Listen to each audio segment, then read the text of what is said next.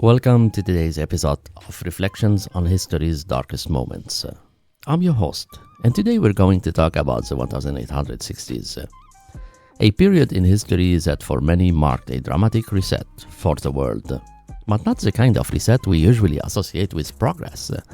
It was a reset marked by genocides, war, mass murders, and a level of bloodshed that shocked the world to its core. Who was responsible for this carnage? And perhaps more importantly, who benefited from it? Grab a seat as we dive into the forgotten decade of destructions and unveil the threads that connect the seemingly disconnected events. Stay tuned as we explore the hidden forces and agendas behind the violence of 1860s. Let's set the stage. The 1860s were tumultuous across every continent. Nations were at war. Revolutions were brewing, and empires were expanding at the cost of indigenous people. From the American Civil War to the Taiping Rebellion in China, from the European colonial expansion in Africa to the dissolution of traditional powers in the Ottoman Empire, blood was spilled on a massive scale, and yet these events were often portrayed as isolated incidents, as if each one happened in a vacuum. But was there a deeper connection? Could this have been part of a larger coordinated reset of the global order?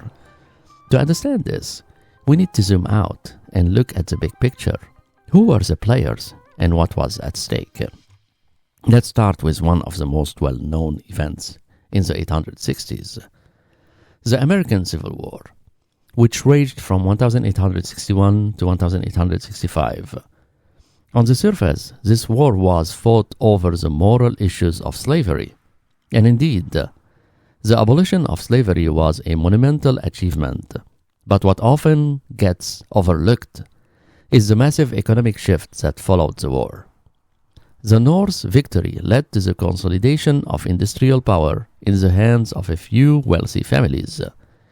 The war created immense profit for industries supplying arms, railroad, and textiles, and the Reconstruction period saw the rise of powerful banking dynasties, such as the Rothschild and Morgans, who financed much of the post-war rebuilding.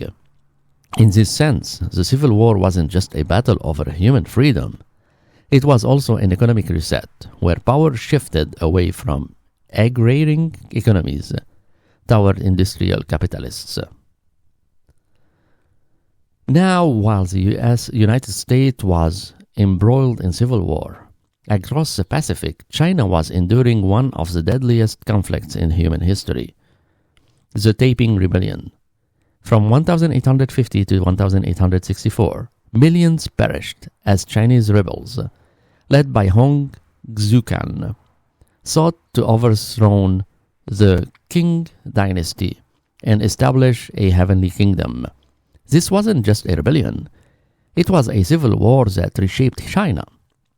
And as the United States, the chaos benefited certain powerful interests.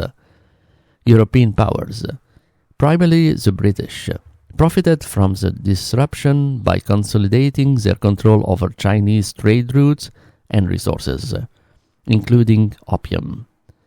The suffering of millions in China was leveraged by the British Empire to expand its economic influence, deepening its control over China's wealth.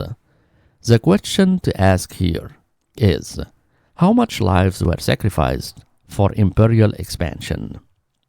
And then there's Africa. By the 1860s, the so-called scramble for Africa was beginning in earnest.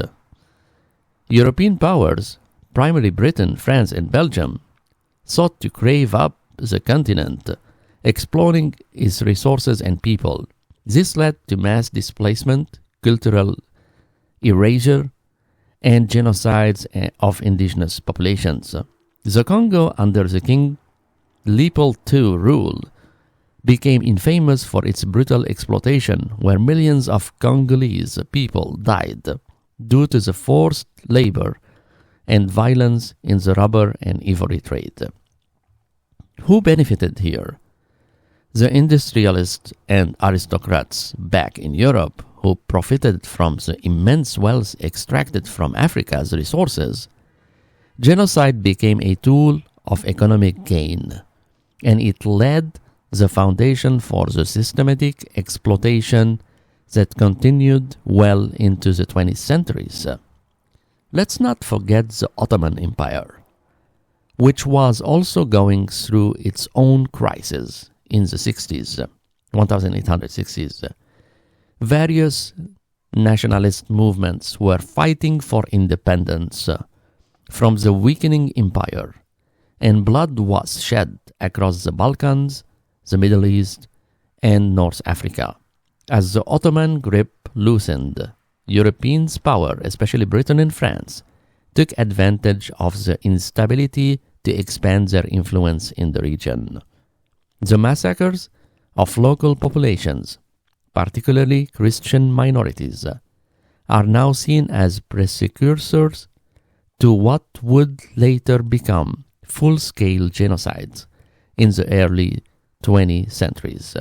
And again, we ask, who benefited? The European powers who sought control of strategic territories and resources. So what ties these events together? What made the 1860s such a pivotal, bloody decade?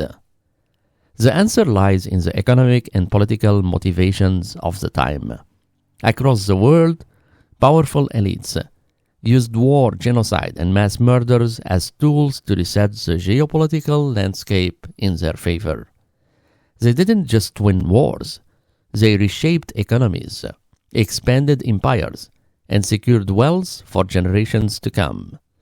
This was a decade where the blood of millions was spilled to fuel the ambitions of the few.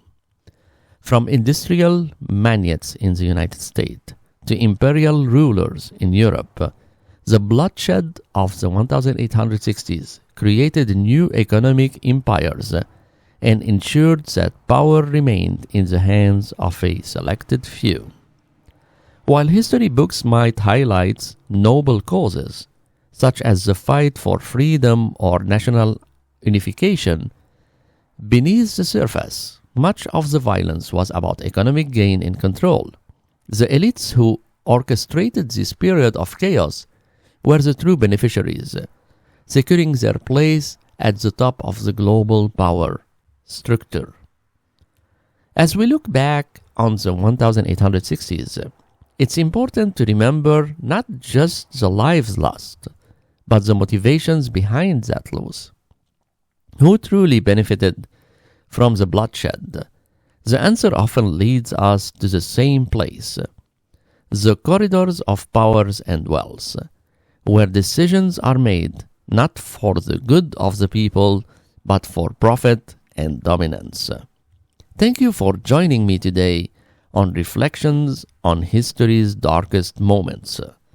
If you found this episode insightful, don't forget to subscribe and share it with others who are curious about the hidden forces behind historical events. Until next time, stay curious and remember, history is not just about what happened, but why it happened.